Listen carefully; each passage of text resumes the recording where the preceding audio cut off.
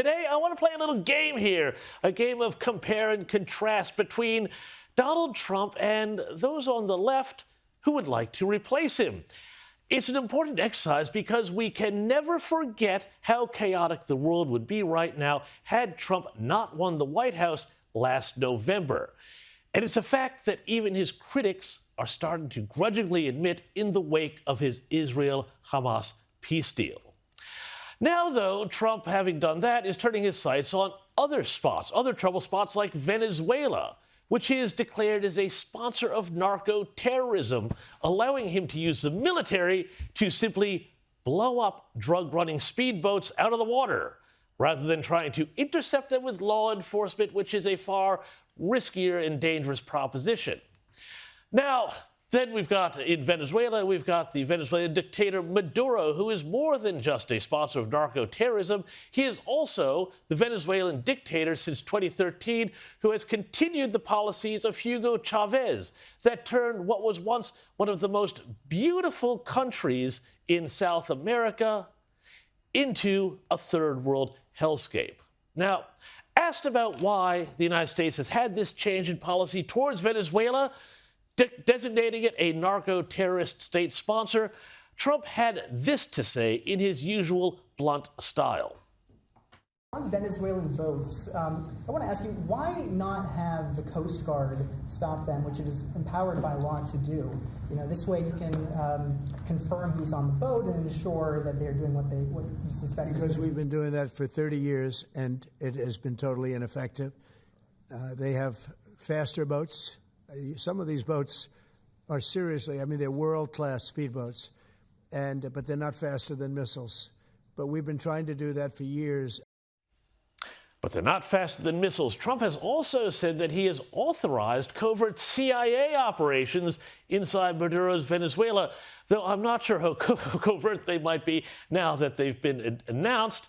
And also, I certainly hope the boys from Langley still have it in them to overthrow the occasional unfriendly Latin American dictatorship, especially in a day and age when it's a little more complicated than taking over the radio station and driving tanks up to the presidential palace.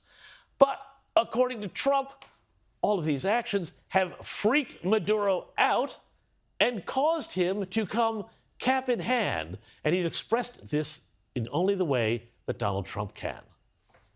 Maduro offered everything in his country, all the natural resources. He even recorded a message to you in English recently, offering mediation.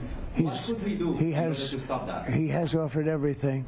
He's offered everything. You're right. You know why? Because he doesn't want to around with the United States. Thank you, everybody.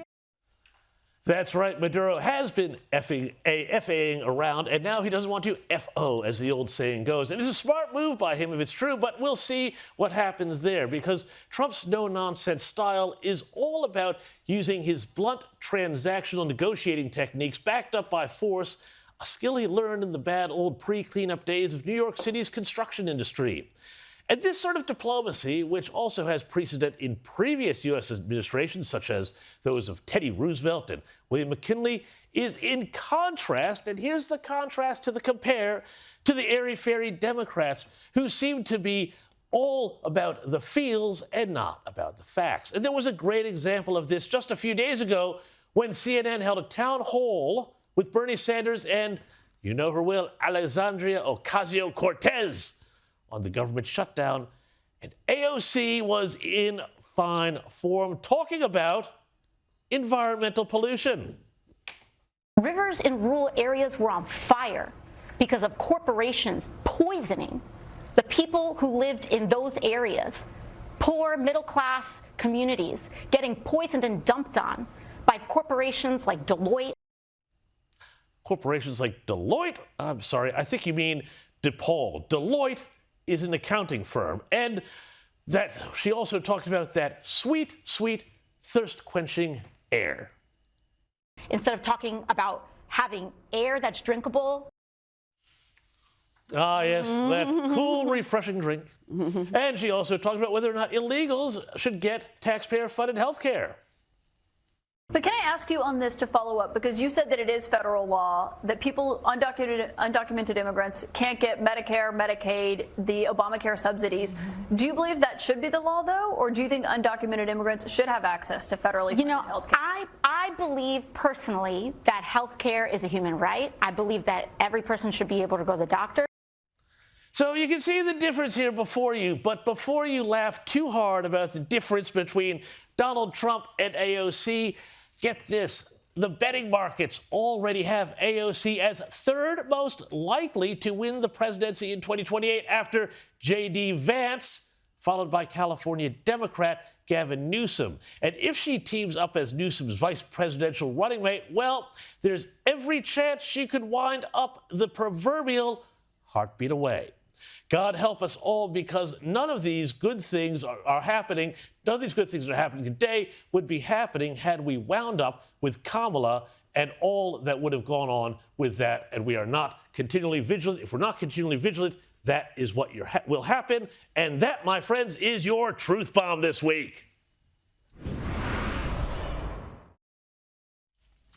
Great stuff. Thanks, James. Well, we've got these things taking place in America at the moment called the No Kings marches, the No Kings movement. This makes no sense whatsoever, but the idea is that the left have come up with this, really far-out idea that, Donald Trump is authoritarian, therefore he wants to be a king, therefore our democracy is dead. It's just so dumb.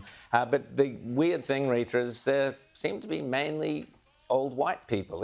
Even the American media are going, hang on, it's just all old white people who are at these marches. Well, yeah, there's a lot of footage coming through, and some of the footage, yes, it's exactly as you would expect to see. There's thousands of these marches across the country. They're basically, we should call them what they are. They're anti-democracy marches. They're railing against democracy.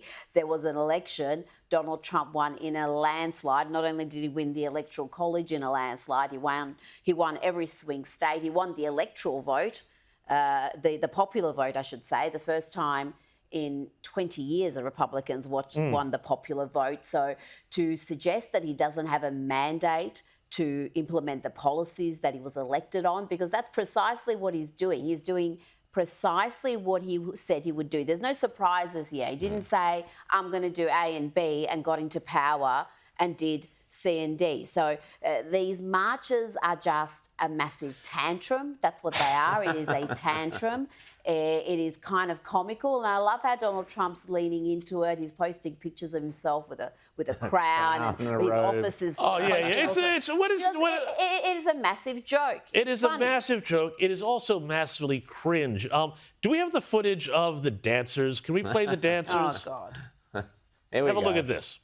Here we go.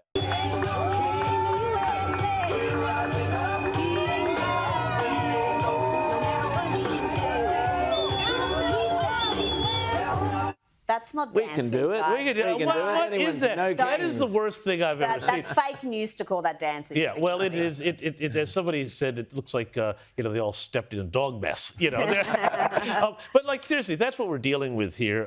As a future old white person myself, I find it very offensive that people. This could be what people think that people's future holds. Well, the point obviously is that this is presented as Trump's the great. This is so massively astroturfed. And yet you won't. And the idea that the diverse, multiracial groups in America all hate Trump is not borne out by these sorts of. Well, exactly. I mean, here's the thing. I was looking at footage before from Atlanta, which has a huge black population, and the crowd was basically all white. These things are completely astroturfed. They're mostly attended by retirees who have the time on their hands to do this sort of thing anyway.